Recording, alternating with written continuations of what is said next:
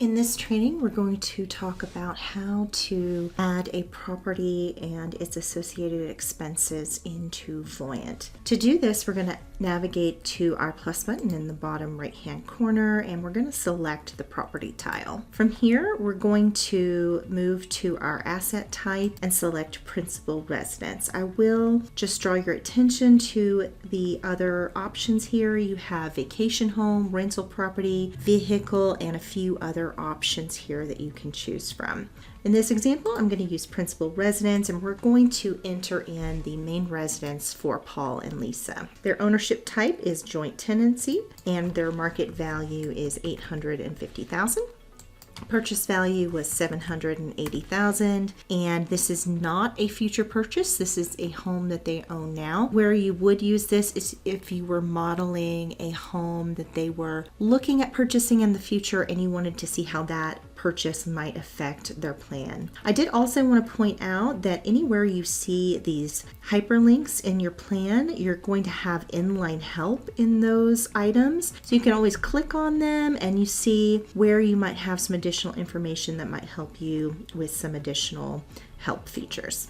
Also, growth rate, this is going to be how this asset appreciates over time, and these numbers come from your plan settings, but if you did want to edit them at an individual asset level, you can just click edit and you can adjust that number for that individual asset. And then I'm going to go over to my timing section and just show you this really quickly. Anytime you enter in a property, it's going to assume that the property is in the plan from now until the end of the plan. However, if you do want to model the sale of that property at any point in the plan, you can come in here and choose one of the events on your timeline, or you can double click anywhere on the timeline and create a new sell event and just set that event as the sell event, and then that will liquidate that property. If there's any remaining balance on any linked mortgages, it'll pay back the remaining balance of that mortgage and then put the remaining balance into your client's plan. All right, I'm going to hit cancel, and then I also want to go to linked debts, and I want to create a mortgage in this plan, and I do want to make sure to link it into this property so that if we do ever sell it, the software will know to cease those mortgage payments and pay back that mortgage balance from the proceeds of the sale.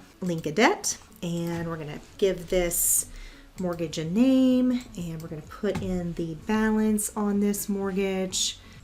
Enter the interest rate. It is in repayment, but you do have the option to choose interest only. And then if you do not know the exact payment amount, but you do know the payment duration, you can just enter the payment duration and the software will figure out the payment amount. You need to select whether or not the interest is tax deductible, and then you just click done to save that mortgage into this property.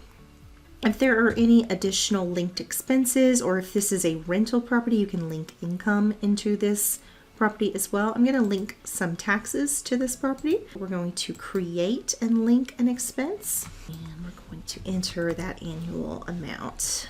And click done to save, and click done to save that new property. Now that we've entered that property, you're going to see a property section here on the dashboard. And if I ever needed to go in and make any edits to that, I would just click that open and then open up the property. I want to take you over to year view, and we're going to look at a few things. In the expenses tab now, we're going to see the mortgage on the home payment. You're going to see that annual figure, and then you're going to see the property taxes split between Paul and Lisa. If you want to see what we're using to fulfill those expenses, you can click on it and you can see the payment source for any of those expenses. We can also go over here to property.